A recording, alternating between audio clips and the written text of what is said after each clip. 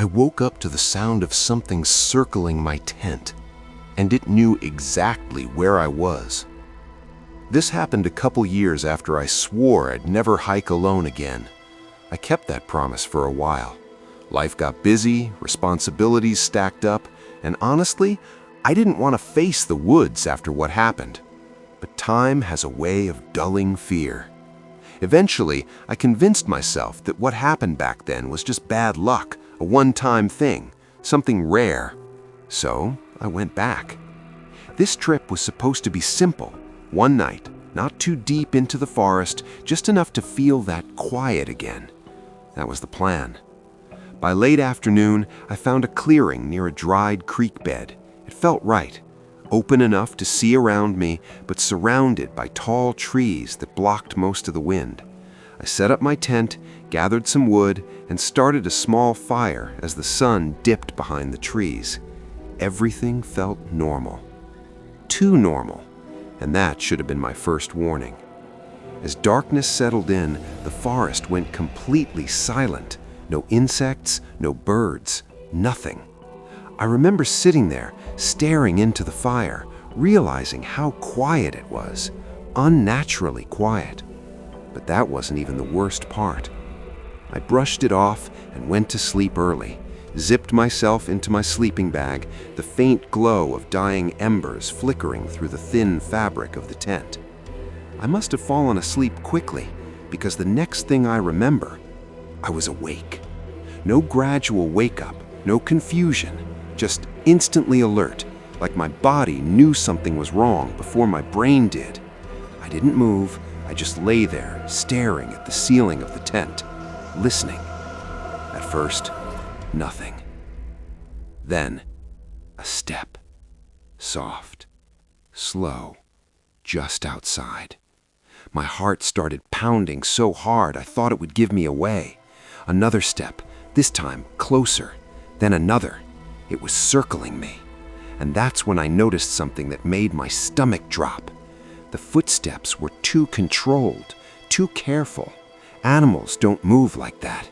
This was deliberate. And that's when I realized whatever was out there knew exactly where I was. I reached slowly toward my bag, trying not to make a sound. My fingers brushed against my flashlight. I hesitated. Turning it on would reveal me, but not turning it on meant I was completely blind.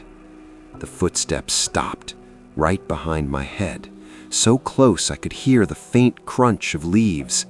I stopped breathing. Seconds passed. Then, a slow drag across the tent fabric from the outside, like someone running their hand along it. My entire body locked up. I wanted to move. I couldn't. The fabric pressed inward slightly where it touched. They were right there. And that's when it got worse. A whisper. Not loud, not clear, just something right outside my ear. I couldn't understand it, but it wasn't an animal. I felt my throat tighten. My hands were shaking so badly I could barely hold on to the flashlight. Then, suddenly, silence. Complete silence again. I stayed frozen for what felt like forever. Then, I heard movement again. This time, walking away, slow, measured, fading into the trees. I didn't move for a long time, but eventually I told myself it was over, that whatever it was had left. That was a mistake, because a few minutes later, I saw light, a faint glow outside the tent, orange, flickering. My brain struggled to process it at first. Then it clicked. The fire. It had been almost out when I went to sleep. Now it was burning again, stronger, brighter. I didn't touch it, so who did? I slowly unzipped the tent just enough to peek out. The fire was fully lit, wood stacked neatly, burning steady, controlled, like someone had rebuilt it.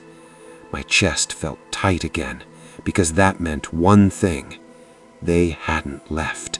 They were still here, watching, and that's when I saw it. Movement, just beyond the firelight, Something shifting between the trees, too dark to make out, but definitely there. I froze. My brain screamed at me to stay quiet, to not let it know I was awake. But then the fire suddenly collapsed, like something had kicked it. Sparks shot into the air, lighting up the clearing for a split second. And in that moment, I saw it. A silhouette, standing just outside the light. Too tall, too still.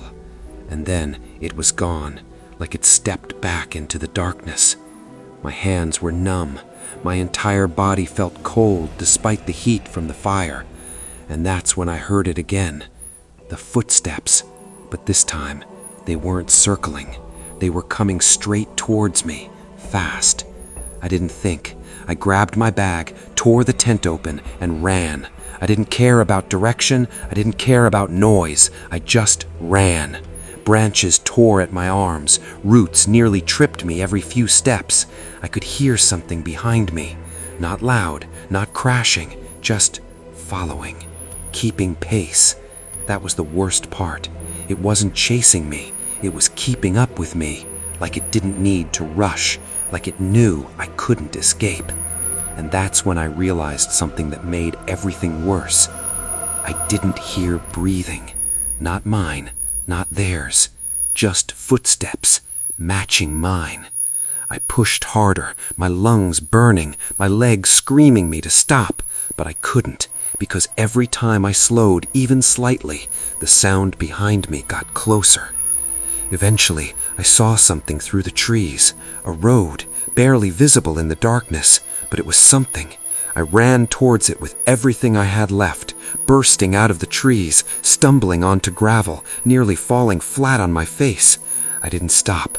I kept running down that road until my legs gave out. When I finally turned around, there was nothing there, just the forest, still, silent, like nothing had ever been there at all. I stayed there until morning, too afraid to go back, too afraid to sleep. When the sun finally came up, I made my way back to the clearing. I don't know why. Maybe I needed proof it was all in my head. Maybe I needed to see it. The tent was still there, ripped open, my gear scattered. The fire pit was gone. Not just out, gone. No ash, no burnt wood, nothing, like it never existed. But that wasn't the worst part. Near where my head had been inside the tent, there were marks in the dirt, long, parallel, dragged, like something had been lying there, right next to me, watching, waiting. And that's when I knew it didn't follow me because it couldn't catch me. It followed me because it didn't need to.